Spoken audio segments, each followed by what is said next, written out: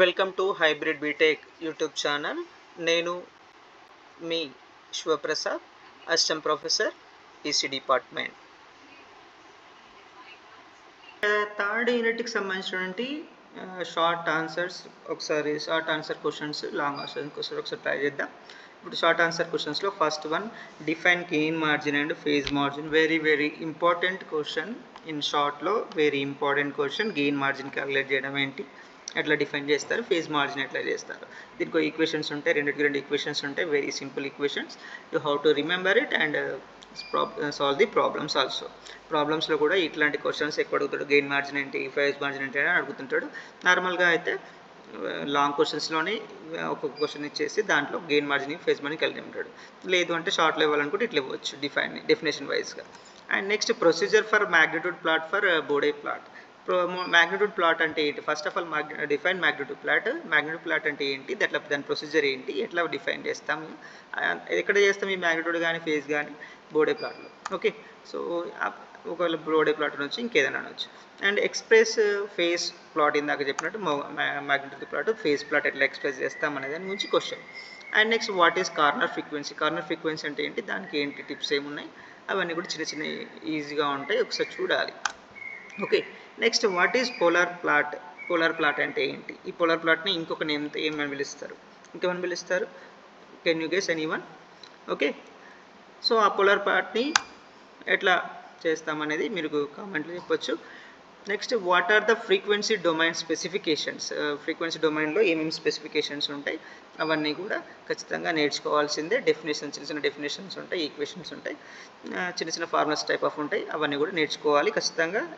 ఇట్లాంటి type of question వచ్చేదానికి choice ఎక్కువ ఉంది. ఇవన్నీ కూడా షార్ట్గానే చెప్తున్నాము, బట్ నార్మల్గా ఇవన్నీ బేస్ చేసుకుని లాంగ్ క్వశ్చన్స్ వస్తాయి.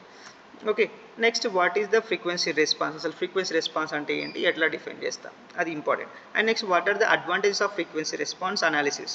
Next, define phase margin, gain margin with reference to Bode plot. ఇదే phase margin, gain margin Bode ప్లాట్కి ఎట్లా రెఫర్ చేస్తాం. ఓకే, సో ఇది కూడా ఇంపార్టెంట్. ఇవన్నీ కూడా ఇంపార్టెంట్. నార్మల్గా ఎగ్జామ్స్లో మీకు ఈ క్వశ్చన్స్ ఎక్కువ అడుగుతూ ఉంటాడు. And next, right basic factors of G of J omega. ఇక్కడ మీకు ఇవ్వాలనుకుంటే ఒక్కొక్క బేసిక్ ఫ్యాక్టర్ని ఇవ్వచ్చు, కానీ అట్లా ఇవ్వకుండా ఒకటి సింపుల్గా ఇచ్చాను.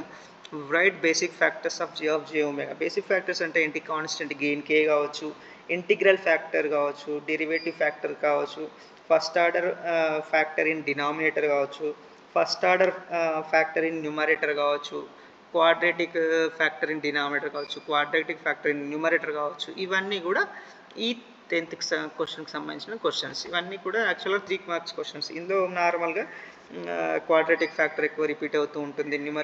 Quadratic factor in denominator or numerator, లేదంటే first order factor in denominator, ఇవి ఎక్కువ రిపీట్ అవుతుంటాయి. కాన్స్టెంట్ లేదంటే ఇంటిగ్రేట్ కూడా అడిగితే 3 మార్క్స్ క్వశ్చన్స్కి అడగడానికి చాయిస్ ఉంది.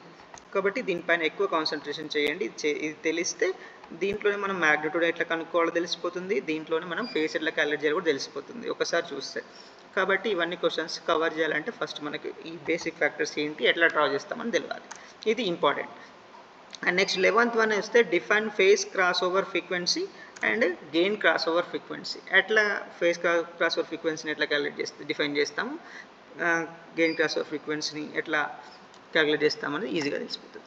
అండ్ నెక్స్ట్ లాంగ్ క్వశ్చన్స్కి వచ్చేసరికి, plot the Bode diagram for the following transfer function and obtain the gain and face cross over frequencies. ఇప్పుడు బోడే ప్లాట్ ఉంది కదా, బోడే ప్లాట్కు ఒకవేళ మీకు మ్యాగ్నిట్యూడ్ ఫేస్ క్యాలిక్యులేట్ చేస్తే దీంతో ఇచ్చిన దీంతో మనం ఈజీగా ఎట్లా క్యాలిక్యులేట్ చేయాలి. మీరు ఒక 2-3 ప్రాబ్లమ్స్ గట్టిగా నేర్చుకున్నారంటే మిగతావన్నీ మీరే సింపుల్గా చేయగలుగుతారు. పెద్ద కష్టమయ్యే క్వశ్చన్ కూడా కాదు. ఓకే, సో దీంట్లో మనకు ఈ యూనిట్లో, థర్డ్ యూనిట్లో 3 లాంగ్ క్వశ్చన్స్. ఒకటి బోడే ప్లాట్కి సంబంధించింది, ఒకటి పోలార్ ప్లాట్ సంబంధించింది, ఇంకోటి నైక్విస్ట్ ప్లాట్కి సంబంధించింది. ఓకే, ఇక్కడ polar plot and Nyquist plot అంటాం, బట్ దాని క్యాలిక్యులేషన్ మొత్తం డిఫరెంట్గా ఉంటుంది. ఇది ఒకటి అబ్జర్వ్ చేయాలి. ఓకే, సో ఈ ప్రాబ్లమ్స్ మాత్రం ఎక్కువ ఇంపార్టెంట్. అండ్ నెక్స్ట్ ఇక్కడ సెకండ్ క్వశ్చన్ చూస్తే, ఇందాక చెప్పినట్టు draw Nyquist plot for the system having following characteristic equations. ఈ ఈక్వేషన్ని బేస్ చేసుకొని నైక్విస్ట్ ప్లాట్ని డ్రా చేయమంటున్నాడు. మీరు ఇదే ఈక్వేషన్ ఇచ్చి పోలార్ ప్లాట్కి కూడా డ్రా చేయమని చెప్పొచ్చు, కానీ దాని మెథడ్ వేరు, దీని మెథడ్ వేరు, అది కూడా అబ్జర్వ్ చేయాలి.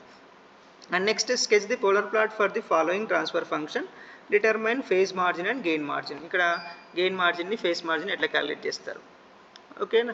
సో ఈ క్వశ్చన్ బేస్ చేసుకుని ఫస్ట్ పోలార్ ప్లాట్ మెథడ్ ఏముందో అది డ్రా చేసిన తర్వాత గెయిన్ మార్జిన్, ఫేస్ మార్జిన్.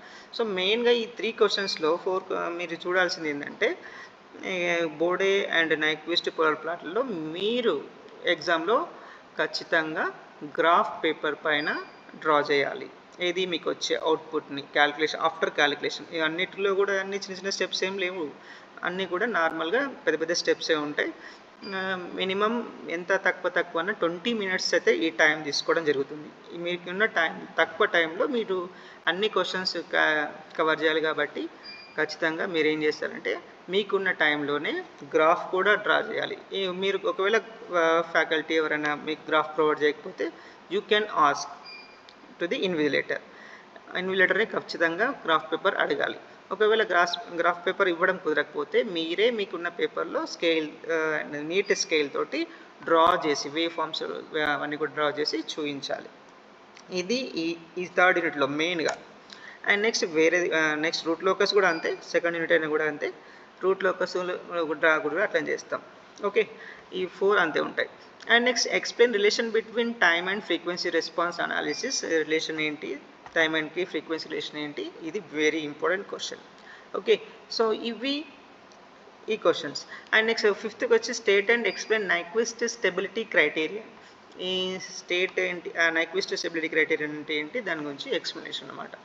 ఇవి థర్డ్ యూనిట్కి సంబంధించినటువంటి ఆల్ క్వశ్చన్స్, ఇంపార్టెంట్ క్వశ్చన్స్.